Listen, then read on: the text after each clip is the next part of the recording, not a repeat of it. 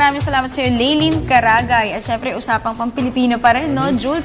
Bahagi ng efforts ng Department of Trade and Industry na talagang palawigin pa yung mga pang-export products ng ating bilang, syempre, kabilang pa rin po sa kanilang effort. Alamin natin itong isang event na kanilang nilaunch. Ito po ang tinatawag na Center for International Trade Exposition and Mission o CITEM. Ano nga ba ito?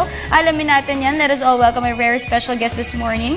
We have Ms. Minda G. Del Rio, Chief Trade and Industry Development Specialist, PR and Media Services Marketing Communications Department. Good morning. Good morning, Dayan. Good morning. Alright, good morning, ma'am.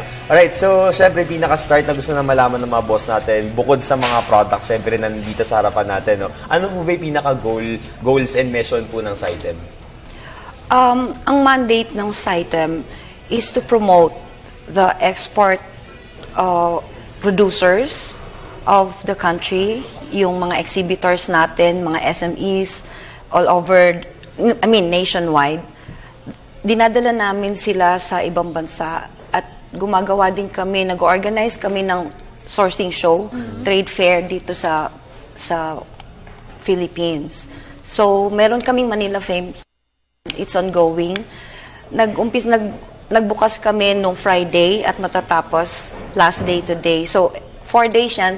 And then, ginaganap namin yan twice a year.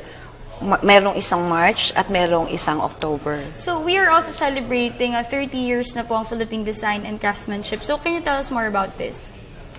Okay, nagde-develop kami ng mga produkto para i-export natin sa ibang bansa. Tinutulungan natin yung mga SMEs para makapagbenta sila sa ibang bansa ng mga produkto nila. Ginagamit nila yung mga raw materials na available lang dito sa Philippines. Kasi kilala tayo for our design and then our ingenuity when it comes to materials manipulation. So, ibig sabihin, mas marami yung local materials na ginagamit natin kaysa sa yung mga ini-import natin. So, there's an ongoing event po called yung CITEM, Center for International Trade Exposition and Mission. So, hanggang ngayon na lang po siya, no, March 17. So, ano po ba yung mga makikita ng mga boss natin doon ngayon? Sa Manila Fame, makikita natin yung mga home furniture and furnishings. Meron din kaming apparel. Meron din fashion accessories, costume jewelries. And then we also have holiday decor. Yung pang Pasko, whatever holiday we have. At saka meron din tayong crafts, arts and crafts, na yun yung dinedevelop natin para makilala siya sa ibang bansa. At dito din naman sa Pilipinas. Ini-invite nga namin even yung mga locals ngayon, yung public, to view for the last day ng Manila Fame. Ang Manila Fame po, ginaganap nga yan twice a year. Twice a year. So, parang trade event siya, trade fair, to showcase yung mga produkto na Philippine-made na mga small and medium enterprises. So, sana talaga, no, Jules, magkaroon talagang isa to sa effort ng DTI na pinapaigting nila na kaya makipagsabayan ng produktong Pilipino sa ibang bansa. Yes, so makikita nga natin na talagang kung tinatangkilik nga siya sa ibang bansa, sana yung mga Pilipino mismo nandito sa Pilipinas nakilikin din yan. Okay, so anyway, ma'am, since alam po natin na for the past years yung CITEM po, no, yung tinutukan niyo po talaga yung pag-export ng product. So, bilang part po ng office niyo, paano niyo po ine-ensure na syempre talagang dekalibre yung quality ng mga products natin? Ano po yung certain protocols sa sinusunod ng CITEM para ma-sustain ito? Pinipili po namin yung mga companies na available at kaya nilang i-sustain yung product development na ginagawa namin for them. It will take years, of course, para i-develop talaga yung certain product para sa export market. Kasi we have to compete with other countries. Yes. Especially from Europe.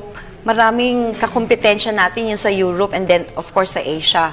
So, yun, dine-develop natin talaga na maging at par with them when it comes to the products that we're selling. Kahit na ang ginagamit natin are talagang purong gawa sa Pilipinas, even the materials. Well, speaking of export market, ano po bang produkto dito sa ating bansa ang pinakamabili at patok sa ibang bansa?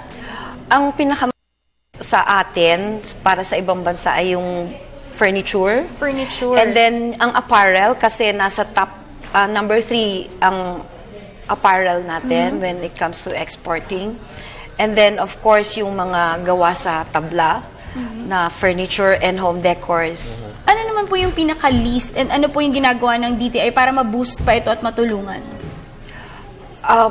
Nakikipag-coordinate kami closely. Yun na nga, tinutulungan namin sila makapag-develop ng mga gandang produkto para ibenta nila sa ibang bansa. At tuloy-tuloy namin ginagawa yun. Even yung pag-promote sa kanila, kaya meron tayong Manila Fame na ginagawa twice a year. Ito ay para sa kanila, sa mga SMEs. Makapag-promote sila, ma-display nila yung mga produkto nila at makapag-imbita tayo ng mga buyers from other countries. Alam mo, Jules, ang mahalaga dyan, meron kang unique selling proposition para talagang kagatin ng iba, para mag-stand out yung iyong produkto. Tulad na lang itong sapatos. yan. Kakaiba siya, may mga ibang disenyo, ang pwede mo, siguro ito yung mga hindi mo makikita ng bansa. Ito Dayan, speaking of unique, di ba? Saan makakita na ganito Oo. sapatos? At saka yung produkto, at saka yung quality maganda.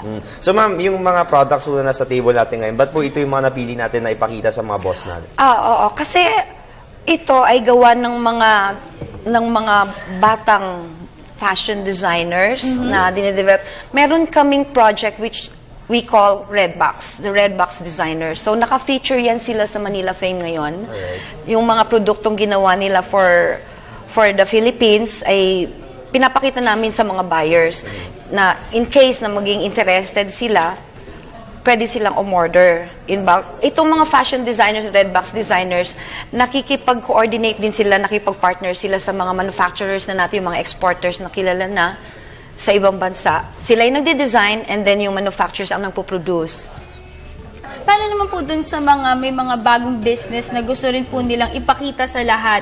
Ano po ba yung proseso para makasama sila or makapag-participate sa mga gatong trade event or trade fair ng DTI? Meron po kami form. Meron kami sa website namin that they can go through sa manilafame.com or sitem.gov.ph to check kung paano sila makakasali, paano silang makakasama doon sa mga projects na ginagawa namin when it comes to the development of the SMEs. Then from there, kung makakapasa sila doon sa proseso, then kasama sila sa mga proyekto na gagawin namin dito sa Pilipinas at sa ibang bansa. Alright, siguro at this point, you have any message or would you like to invite our viewers, lalo na last day na po today? Yes. I would like to invite all the viewers to please visit the last day of Manila Fame.